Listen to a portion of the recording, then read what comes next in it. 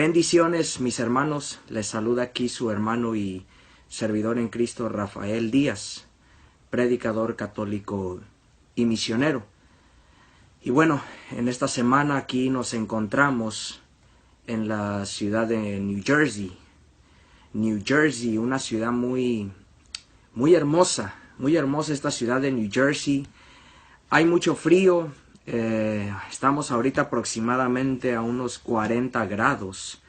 Ayer estuvo cayendo nieve y pues mucho frío. Y como yo vengo de Los Ángeles, California, no estamos acostumbrados a este frío aquí en la ciudad de New Jersey. Pero New Jersey es una ciudad muy hermosa, una ciudad maravillosa, mucha gente de Dios, dominicanos, puertorriqueños, peruanos. No importa la cultura, el color, la raza, lo que importa es que somos una sola iglesia y eso es lo que nos une. Y aquí me estoy quedando en casa de un gran amigo mío, sacerdote, el padre Enrique. Entonces es una gran bendición poder estar compartiendo la palabra de Dios aquí en New Jersey. Esta noche estaré aquí en la ciudad de Patterson, en la parroquia de San Miguel Arcángel. Si tú vives en el área aquí de New Jersey, allí te esperamos en la ciudad de Patterson, aquí donde estoy ahorita. Parroquia de San Miguel Arcángel, pasen la voz a todos mis hermanos que viven en New York y quieren darse una oportunidad. Allí estaré esta noche compartiendo la palabra de Dios. San Miguel Arcángel. Y bueno, en esta ocasión voy a hablar un poco sobre estos protestantes que nos han estado atacando fuertemente en las redes sociales. Muchas personas me han escrito, me han dicho que si me he dado cuenta de esto. ¿Cómo no me voy a dar cuenta si todos ustedes me mandan mensajes referente a esto?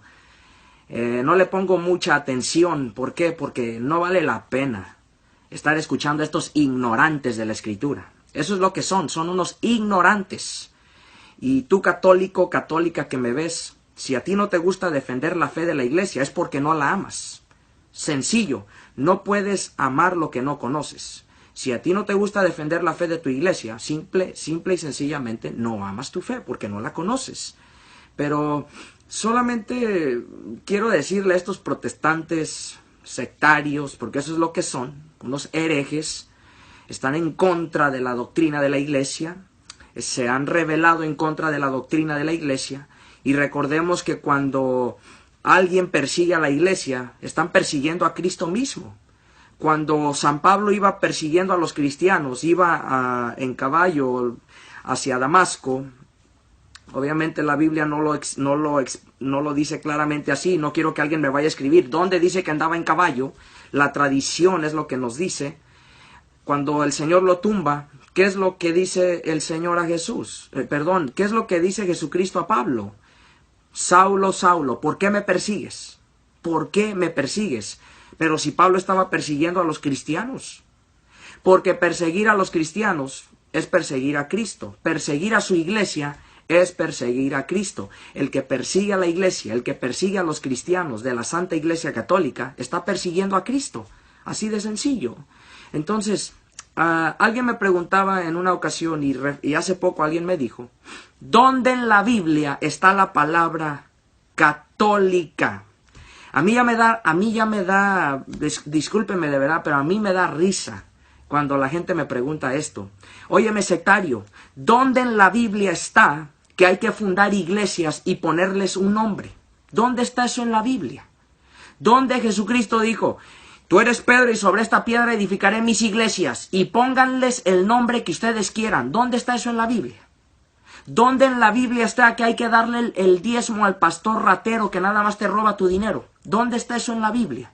Y no me vayas a sacar Malaquías capítulo 3 versículo 10, porque Malaquías capítulo 3 versículo 10, la Escritura claramente dice, para que haya alimentos en mi casa, porque el diezmo se daba en fruto o animal. Y era una ley judía. Sectario, ¿tú eres judío? Entonces, ¿cómo me vienes a mí a decir que dónde está la palabra católica en sentido literal en la Biblia? La realidad es que la palabra católica no está en la Biblia en sentido literal. No lo está, eso ya lo sé. En ninguna parte vas a encontrar la palabra católica.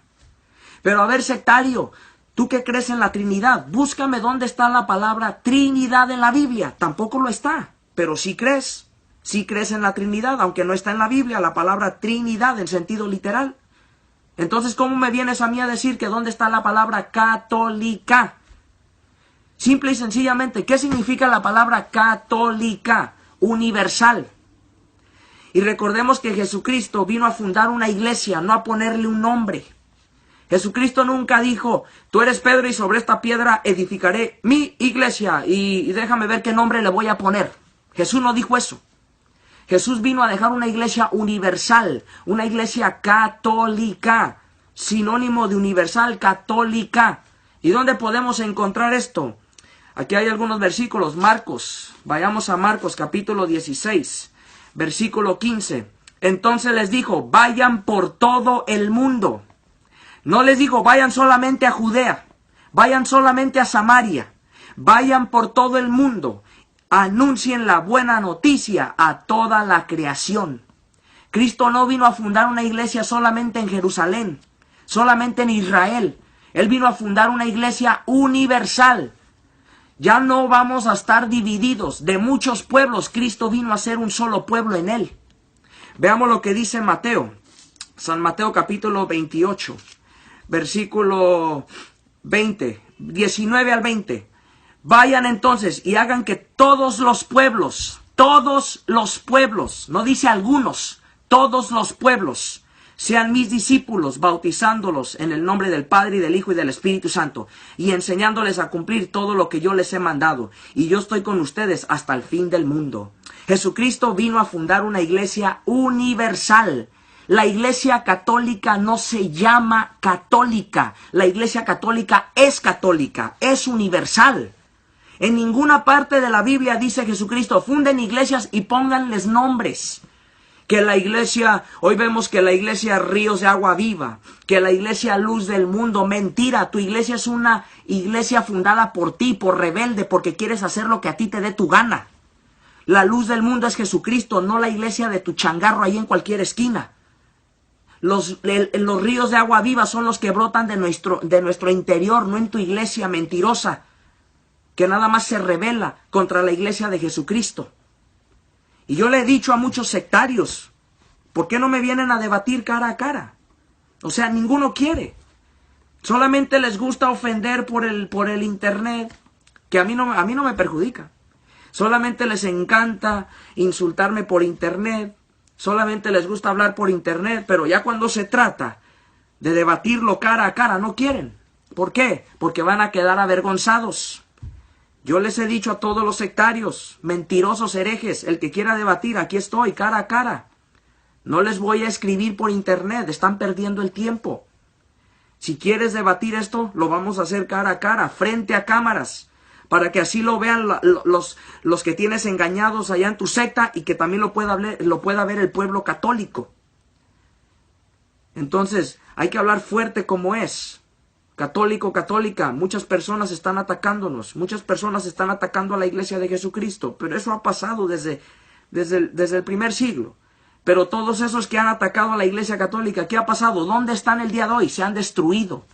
¿Qué pasó con la herejía del docetismo? Se destruyó. ¿Qué ha pasado con todas estas herejías? Se han destruido. El protestantismo un día va a terminar también, va a terminar. Por eso es que yo siempre lo he dicho, o sea, son hijos de Lutero, no son hijos del Padre. Son hijos de Lutero. Vienen de la Reforma Protestante, nacen de Martín Lutero. Y mira qué interesante también, porque muchos de ellos ya ni creen en lo que Martín Lutero decía. Martín Lutero nunca ofendió a María. Martín Lutero nunca dijo que María tenía más hijos, aparte de Jesús. Martín Lutero nunca dijo muchas cosas que los protestantes el día de hoy dicen. O sea que ya se han salido totalmente de la doctrina de Lutero. Podríamos entonces llamarlos abortos de Lutero, eso es lo que son. Simplemente son unos ignorantes, no saben lo que dicen. Nos atacan, ¿por qué? Porque el pastor de la secta les metió en la cabeza un montón de cosas.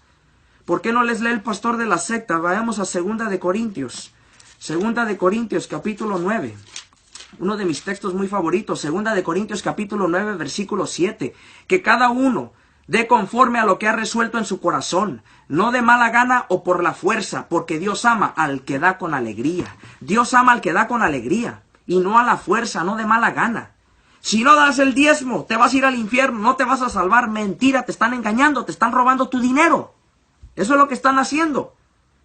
¿Dónde en la Biblia dice que si no das el diezmo te va a ir mal? Cuando el publicano y el fariseo estaban allí orando, el fariseo daba su diezmo, daba la 10ª parte, pero no se fue a su casa justificado, o sea, no le fue bien. ¿Por qué? Porque era un soberbio. Pero el pecador, el publicano, sí se fue a su casa justificado. A él sí le fue bien. ¿Por qué? Porque se arrepintió. Porque lo que Cristo quiere no es el 10% de nuestra vida. Lo que Cristo quiere es que le demos el 100, mi hermano. Cristo nos dio el 100, dale tú el 100 también. Que ya nadie te engañe. Estos sectarios mentirosos lo único que hacen es engañar a la gente. Se creen en la iglesia de Jesucristo, no les conviene, mi hermano. ¿Qué dice la Biblia de religión? Que la religión perfecta es aquella que no se mancha con la maldad del mundo. O sea, son los que no nos manchamos robándole dinero a la gente. Así de sencillo. No hay que mancharnos con la maldad del mundo. Somos la única iglesia de Jesucristo. Somos la iglesia católica. Los ataques siempre nos vendrán. Pero aquí seguimos. La iglesia es de...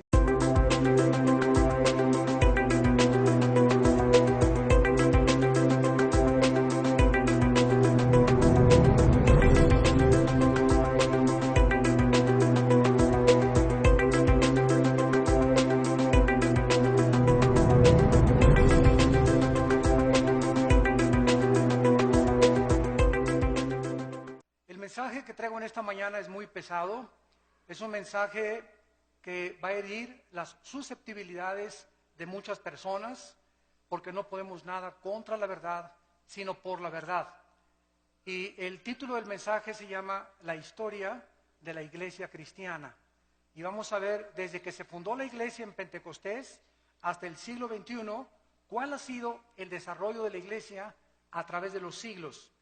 Yo no voy a hablar solamente en contra de esta religión o en contra de aquella religión. Voy a exponer simplemente lo que la historia dice acerca de la iglesia cristiana, lo que pueden encontrar ustedes en cualquier libro, en la enciclopedia británica, metiéndose a cualquier página del Vaticano o del protestantismo, ¿verdad? O del hinduismo, etcétera, etcétera. Pero es importante que ustedes como cristianos sepan y conozcan la historia de la iglesia cristiana.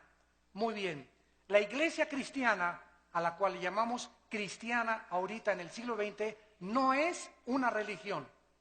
Vamos a partir de esta base. El cristianismo no es una religión.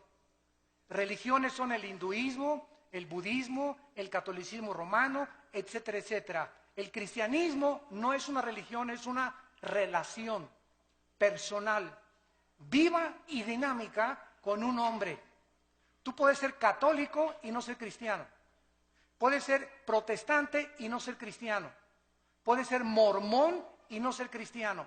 Puedes ser testigo de Jehová y no ser cristiano. ¿Por qué? Porque la religión no te da el cristianismo, te lo da la persona de Jesús viviendo en tu vida. Entonces, el que tiene al Hijo, 1 Juan capítulo 5, tiene la vida. Pero si tú tienes una simple religión y no tienes a Jesucristo, ni tienes una relación con Él a través de la Biblia, tu cristianismo es una mera religión que te persinas, sacas tu estampita de Tadeo, te echas tu agua bendita y te vas a tu casa y de lunes a sábado eres el anticristo. Entonces, el cristianismo es una persona que ha reconocido sus pecados delante de Dios, que reconoce que Cristo en una cruz pagó por ellos, que nunca hubiéramos podido pagar nosotros por nuestros pecados, que le invitamos a nuestra vida y de ahí en adelante comenzamos a caminar y a seguirlo todos los días a través de la Biblia. Jesús dijo, escudriñen las Escrituras porque ellas dan testimonio de mí. Cualquier persona que me diga que es cristiana y no lee la Biblia, no la medita, ni la estudie, su cristianismo es religioso. Pero no eres un hijo de Dios ni una hija de Dios. La iglesia cristiana tuvo sus raíces en el judaísmo. El Señor Jesucristo fue judío. Los primeros apóstoles fueron judíos. Las primeras iglesias fueron judías. Así como también en el Antiguo Pacto, lo que usaron los apóstoles, los que escribieron el Nuevo Testamento, todos ellos fueron instruidos en el Antiguo Testamento o en la Torá. Así que tenemos que las raíces del cristianismo se encuentran en el judaísmo. En Hechos capítulo 2 encontramos el primer retrato en la Biblia de lo que es una iglesia cristiana, actitudes que debemos de mantener nosotros también y conservar. Dice Hechos 2:42, y perseveraban en la doctrina de los apóstoles.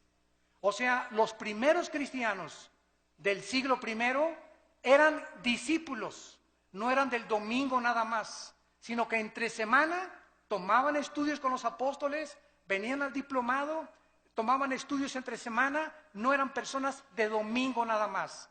Los cristianos de domingo nada más son los religiosos, pero no los cristianos.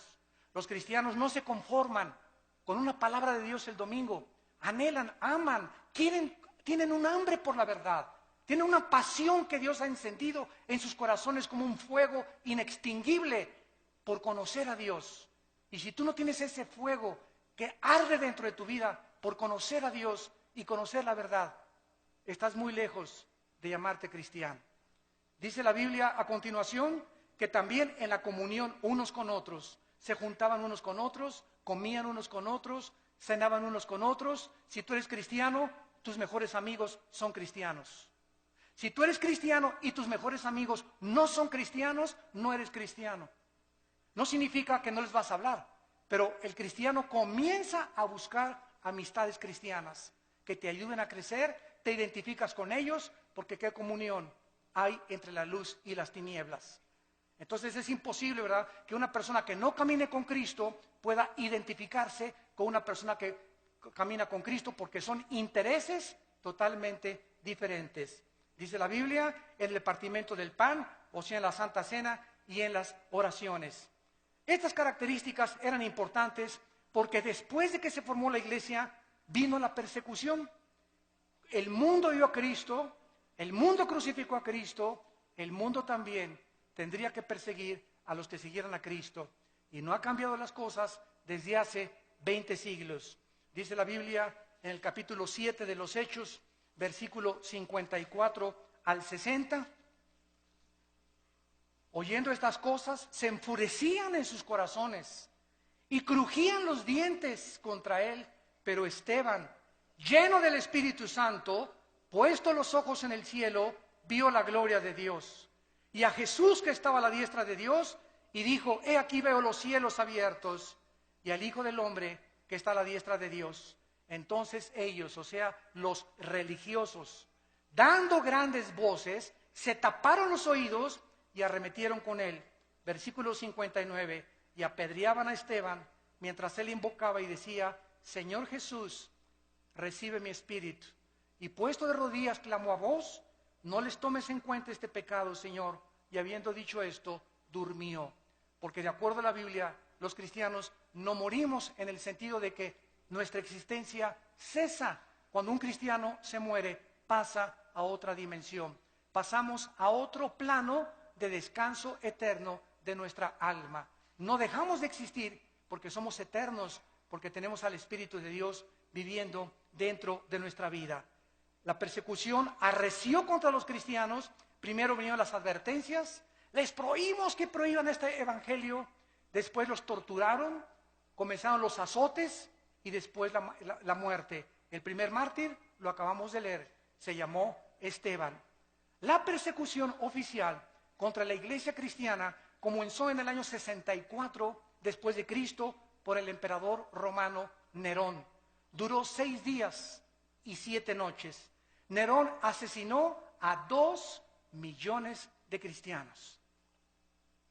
Ellos fueron quemados en los parques públicos, los echaban a perros rabiosos, los metían a un coliseo donde abrían la puerta a los leones, a los tigres, a las hienas, a perros rabiosos, para que ahí se los comieran y los deshicieran.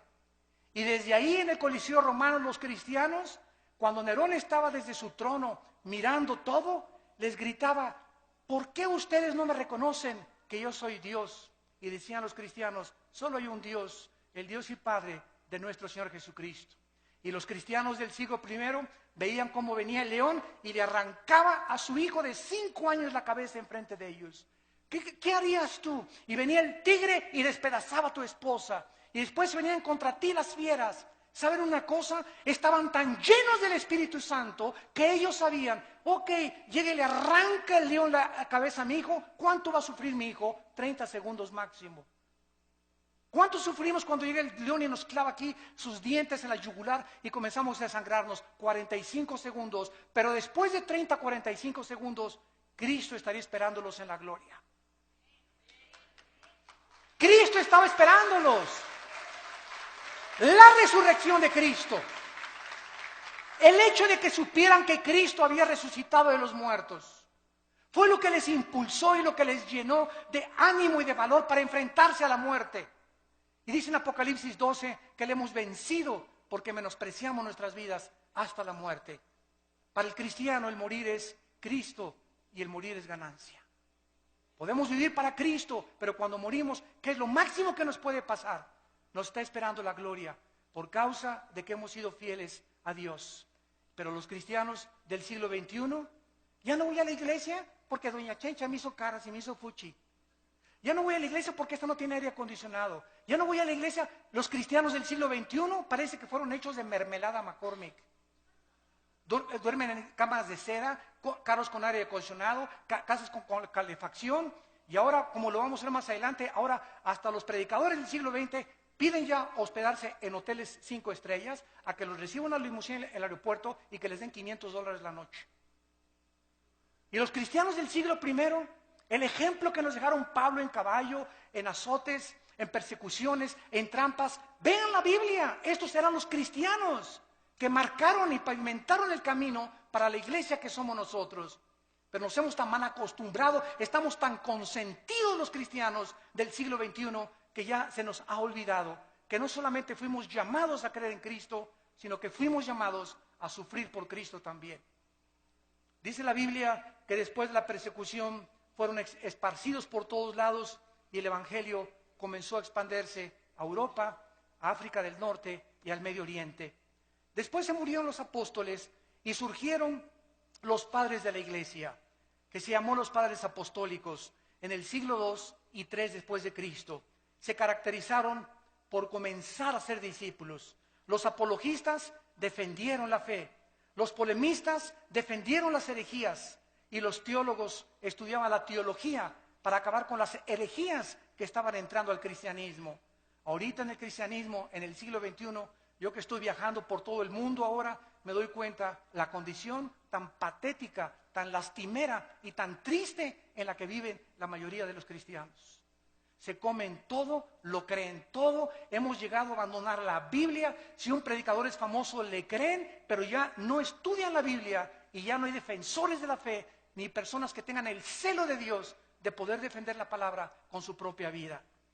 Vino entonces después la famosa conversión en el año 337 después de Cristo de un emperador que se llamó Constantino. Escuchen, pasaron 3 siglos y no había papas. Pasaron 350 años sin tal cosa como que Pedro fue el primer papa. Si Pedro fue el primer papa, por favor, Virgen de los Remedios, ¿quién fue el segundo papa? ¿Quién fue el tercer papa? Pasaron 350 años sin que hubiera tal papado. El emperador Constantino nombró al obispo de Alejandría y de Constantinopla pontífice. La palabra pontífex en el latín significa constructor de puentes, porque el pontífice comenzó a enseñar que él era el puente entre Dios y los hombres, no Jesucristo, sino ese hombre a quien el emperador romano lo nombró. Y después lo nombró vicario de Cristo, vicarius Dei Filii en latín, que significa representante de Cristo en la tierra. Bueno, el emperador romano, Constantino, iba el 27 de octubre del año 330 más o menos a Milvain en una batalla, y en el cielo vio una cruz. Él dice que vio una cruz que le dijo, signos vincitoris, crucifix, bajo este signo vencerás. Constantino cesa la persecución del Imperio Romano contra los cristianos, ya no los persiguen a los cristianos, y él absorbe el cristianismo constantino como la religión oficial del Imperio Romano. Y desde Constantino a nuestros días, los cristianos son por herencia y por tradición y no porque han nacido de nuevo. Mi mamá fue católica, yo soy católico. Mi papá es budista, yo soy budista. Y así los padres heredan la religión sin que los hijos se hayan convertido a Cristo verdaderamente.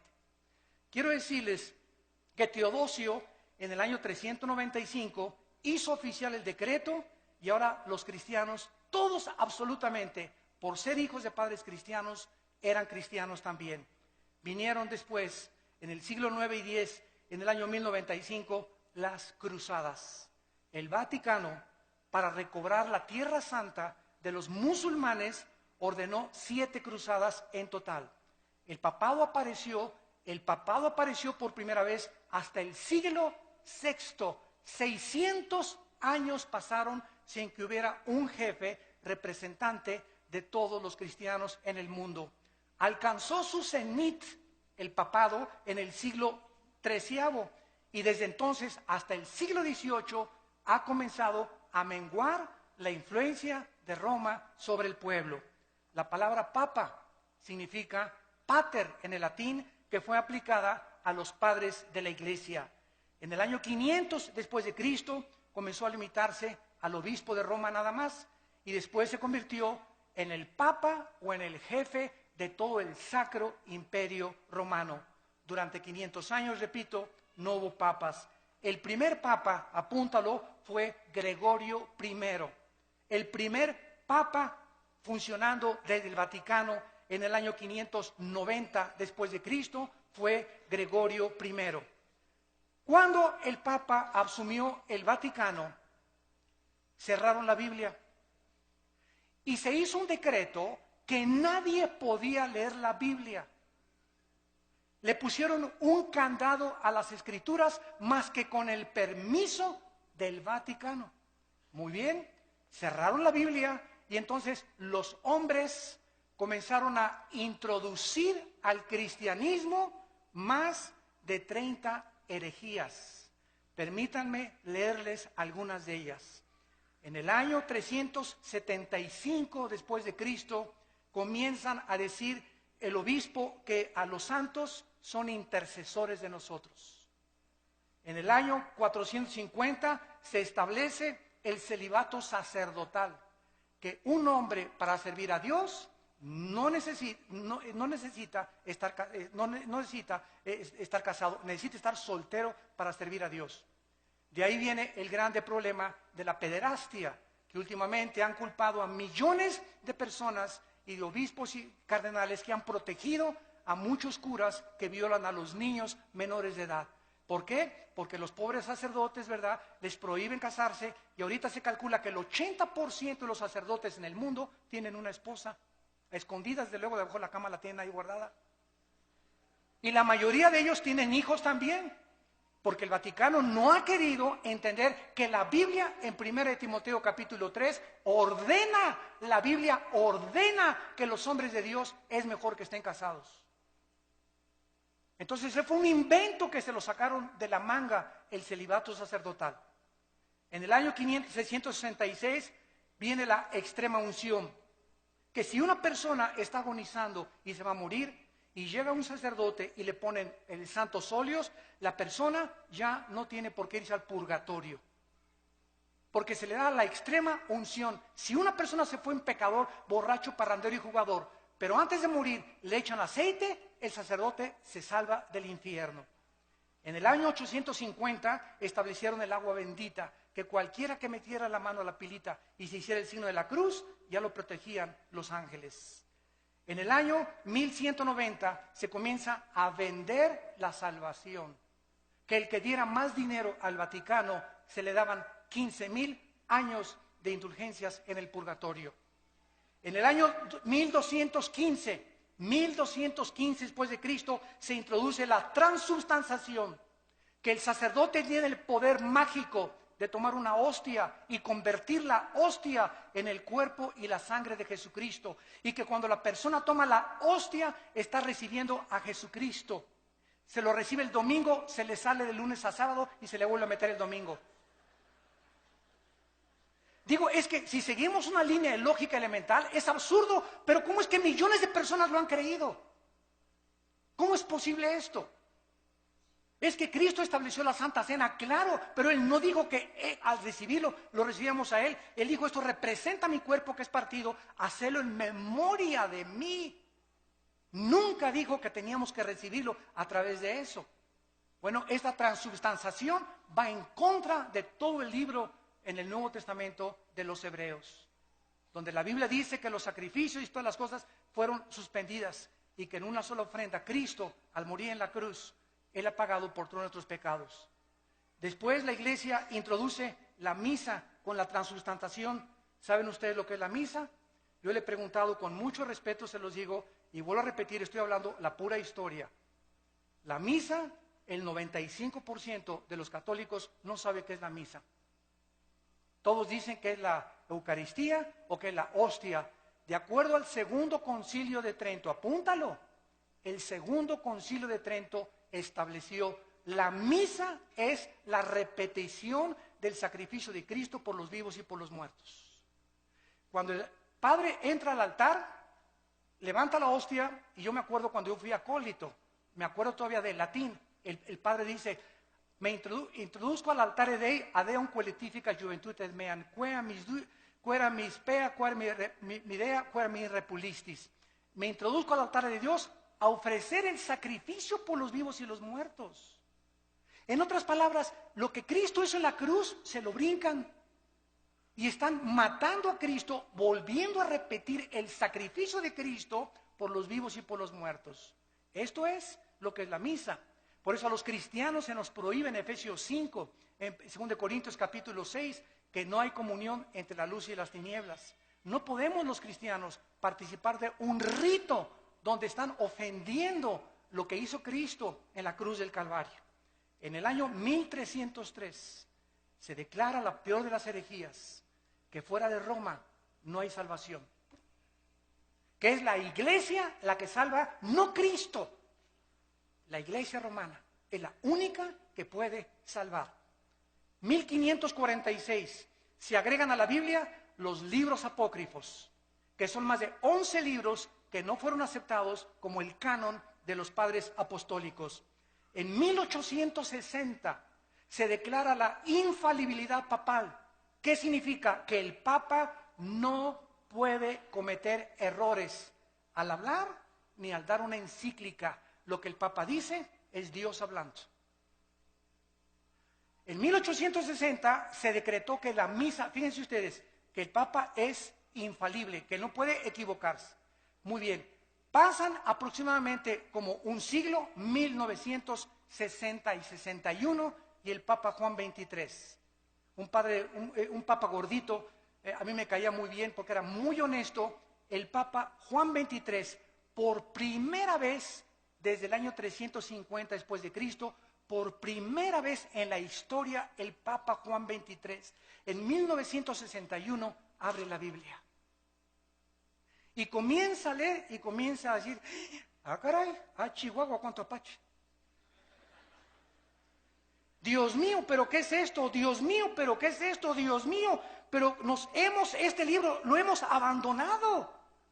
Y entonces el Papa Juan XXIII manda quitar la misa en latín. Y ya no se da en latín la misa. Ustedes que son de los 50 o que eran niños en aquella época se acordarán que entrábamos a la misa y era en latín. Ahora es en cualquier lado. El Papa Juan XXIII manda quitar las imágenes de las iglesias. Porque él se da cuenta que los santos no merecen nuestra adoración. ¿Cómo nos vamos a hincar delante de una estatua?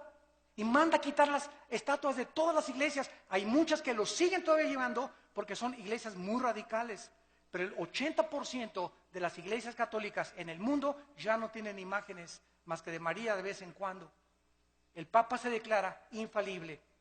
En 1634 se promulga que solo el Papa puede decir quién es santo y quién no es santo en la famosa canonización. Que si una persona se muere, el Vaticano investiga si esa persona nunca rompió un plato. O si esa persona hizo un milagro, para que se le pueda decir que es santo. Si tú lees el Nuevo Testamento, y les digo a todos mis hermanos católicos en el mundo que nos escuchan, que son verdaderamente cristianos, todas las epístolas a los Corintios, a los Efesios, a Filipenses, a Colosenses, a Tesalonicenses, comienza Pablo a los santos de Corinto, a los santos de Filipo, a los santos de Efeso. La Biblia nos declara santos en vida, no después de muertos. ¿Por qué? Porque la palabra santo no significa que seamos buenos. La palabra agios en el griego, que se tradujo santo, significa apartados para el servicio de Dios. De buenos no tenemos nada más que a Jesús dentro de nosotros, porque somos unidos dentro de maldad. Y por eso no podemos confiar en la maldad tan grande que tenemos dentro todos nosotros. Lo único bueno que existe en nosotros es la vida de Jesús. Por eso el Espíritu Santo quiere que dejemos vivir a Cristo y morir nosotros a la carne y crucificar nuestras pasiones y deseos para que la vida de Jesús se pueda manifestar a través de nuestra carne mortal. Esa es la vida cristiana, dejar vivir a Jesús mi vida. No ya yo, sino Cristo vive en mí. Y lo que vivo ahora en la carne, lo vivo en la fe por el Hijo de Dios. En el año 2000, que nos toca a todos nosotros, el Papa Juan Pablo II declara a María corredentora junto a Cristo de nuestra salvación. No solamente Cristo murió por nuestros pecados, María también. Los cristianos, déjenme decirles, respetamos a la Virgen María, más que cualquier católico. Los católicos le han dicho de los remedios, de los lagos, de Zapopan, de la Macarena, de los remedios, y le han puesto nombres de Guadalupe, y la Virgen no se llama Lupita, ni se llama de Zapopan, la Virgen se llama María. Y nosotros la respetamos como la madre de Jesús y como una mujer increíblemente humilde. Pero ella no murió por sus pecados. Ella en Lucas capítulo 2, y esto está en las Biblias católicas, dice, me regocijo en Jesús mi Salvador. María le llama a su hijo su Salvador. ¿Cómo es posible que podamos creer que ella también está pagando por lo que ella no fue crucificada? Es Cristo el único que merece la gloria, el Hijo de Dios. Ante estas barbaridades y estas herejías, que la mayor parte de las personas están ciegas, solamente cuando se nos caen las vendas y leemos la Biblia, nos damos cuenta que tenemos que escoger a quién le hacemos caso, a la Biblia o a los hombres. A los que nos enseñaron estas barbaridades sin tener apoyo en la Biblia, o le hacemos caso a la palabra de Dios. En Gálatas 1, del 6 al 8, dice la Biblia que si alguien anuncia otro evangelio, o si alguien predica otra verdad, que la que no está en la Biblia, queda bajo maldición. En 1 Timoteo capítulo 6, del 3 al 5, dice, si alguno enseña otra cosa y no se resume solamente y conforma a las palabras sanas de Jesucristo, nada sabe, está envanecido, delira acerca de cuestiones, contiendas donde nacen envidias, pleitos, disputas de hombres necios, pervertidos, que han desechado la verdad de Jesucristo. La Biblia es la única guía, la única lámpara, la única luz que nosotros podemos tener. Sea la Biblia veraz, sean los hombres mentirosos. Después de esto vino la famosa Inquisición, que fue el colmo de Roma. Las matanzas y masacres contra todos los que se decían cristianos, los que no se sujetaban a Roma y al Vaticano, los que leían sin permiso la Biblia, como a miles de judíos y enemigos en 1198 después de Cristo. En el año 1198 después de Cristo, el Papa Inocencio III, apúntalo, Inocencio III ordena asesinar y exterminar a todos los que no le obedecían a él y no a la Biblia. Se confiscaban los bienes de las personas, los bienes materiales de las víctimas, los cuales pasaron a ser propiedad del Vaticano. Francia, España, Italia y Alemania y los Países Bajos sufrieron los errores en el nombre de Dios. Se comenzó a matar a la gente en el nombre de Dios. La religión, no el cristianismo. Por eso comenzamos poniendo las bases. El hecho que lo hayan hecho en el nombre de Dios no era el Dios de la Biblia, era el Dios que ellos han inventado. Solo en los años 1540 a 1570, el Vaticano asesinó a más de 1 millón de personas, más de 1 millón de personas en el nombre de Cristo. El Vaticano usó la Inquisición para mantener su poder. Y en el siglo XVIII, el Vaticano era el estado más millonario y rico de toda Europa. Ningún rey en Europa podía hacer nada, ni casarse con ninguna persona sin permiso de Roma. Se convirtieron en dictadores totales de Roma. En este tiempo se levantaron 4 hombres de Dios. Petrarca, en el siglo XII y en el siglo III, caudillo del Renacimiento italiano. Petrarca se paró enfrente del Vaticano y les gritó: cueva de ladrones, cueva del infierno. Lo crucificaron. Juan Wycliffe, profesor de la Universidad de Oxford, Inglaterra, predicó contra la tiranía espiritual del clero, se opuso a los papas, a los cardenales, a los monjes y defendió el derecho de que el pueblo podía leer la Biblia. Lo asesinaron. Juan Hus, rector de la Universidad de Praga, discípulo de Wycliffe, predicador intrépido, ataca los vicios del clero y el estado corrompido del Vaticano, condenó la venta de la salvación, de las indulgencias, rechazó la enseñanza del purgatorio que no está en la Biblia, fue quemado vivo, y los que seguían a Hus los condenaron a muerte en la hoguera por órdenes del Vaticano. Giacomo Savonarola, originario de Florencia, Italia, denunciaba como un profeta hebreo el sensualismo, los vicios y los pecados del Vaticano, porque a los 12 años de edad comenzaron a nombrar papas. Había papas que tenían 12 años de edad, eran niños y los hicieron papas y nombraron a más del 45% homosexuales. Jefes de la iglesia y representantes de Dios en el mundo. Giacomo Savonarola quiso acercarse al Papa Alejandro VI, apúntalo, el Papa Alejandro VI le dice a Giacomo Savonarola: te ofrezco hacerte cardenal si te callas la boca. Él dijo: no me callo. Lo ahorcaron y lo quemaron en la Plaza Mayor de Florencia, 19 años antes que Martín Lutero publicara sus 95 tesis en la Catedral de Wittenberg, Alemania. Y así llegamos al año 1550, 1546-50, cuando un monje llamado Martín Lutero vivía en Alemania y quería ser monje, un hombre sincero. Y pasó por Alemania un hombre llamado Juan Tetzel. Y Lutero oyó desde el convento donde él estaba recluido que este hombre que envió el Vaticano traía una caja y pasó por todas las calles de Berlín y por todas las calles de Alemania anunciando: en el momento que ustedes pongan un chelín en la bolsa que traigo aquí en esta cajita, el Vaticano les va a quitar 5,000 años de purgatorio. Cuando Lutero oyó que el Vaticano estaba vendiendo la salvación, se horrorizó.